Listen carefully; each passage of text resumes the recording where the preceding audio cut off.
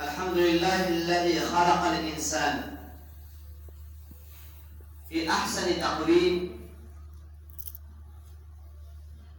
وأكرمه بعقل سليم ومنحه قلبا صالحا، والصلاة والسلام على أشرف الأنبياء والمرسلين، أما بعد. أيها الطلبة ويا أصحابي الأجلة ويا زملائي البررة، إن هناك هامة مغروسة في طبيعة كل إنسان، وهي طلب النجاح والحصول على كل ما يروم. من أجل ذلك إننا نشاهد أن هناك كل إنسان يريد أن ينجح في كل ما يريد، وأن يسند إليه منصب الرئاسة، ويسند إليه منصب الوزارة، ويسند إليه كل ما يشتهيه إليه في هذا الكون.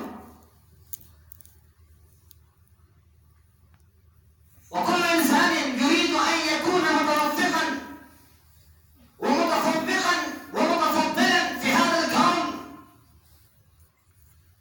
حتى أن يكون مقتدى للعالم كله،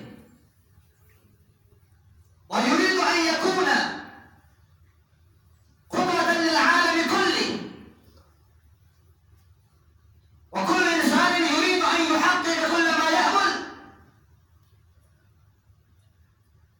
ولكن يا أيها الإخوة، ما هو حد النجاح؟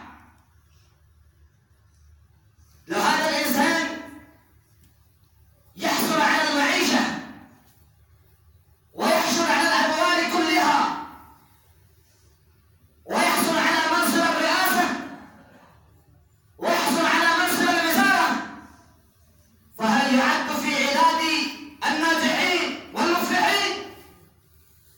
رغم ذلك نحن نشاهد إن هناك كثير من أصحاب الثروات والأموال إنهم يصطلبون ويتقلبون كالجمرة، ولا يعيشون إلا معيشة الضنك. ولا شك إنهم أصحاب الأموال، إنهم أصحاب الثروات، ولكن أين النجاح؟ أين الفلاح؟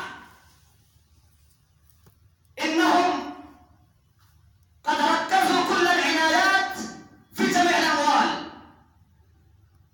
ولا شك إن هذه الأموال لا تنجي الإنسان من كل هلكة. أيها الأخوة، إن النجاح الحقيقي هو النجاح الراحة، الاطمئنان في القلب، الاطمئنان في الجسد، الاطمئنان في المخ، الاطمئنان في باطن اللسان، الاطمئنان في كل الرزق الذي يرزقه الله سبحانه وتعالى.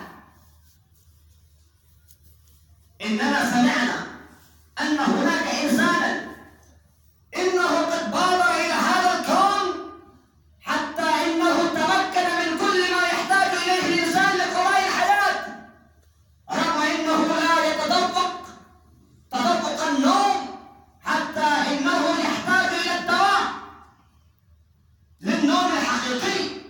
إنه ينوم نوما مشروعا، فهذا هو النوم، فهذا هو السكون والاطمئنان. لا يا أيها الإخوان،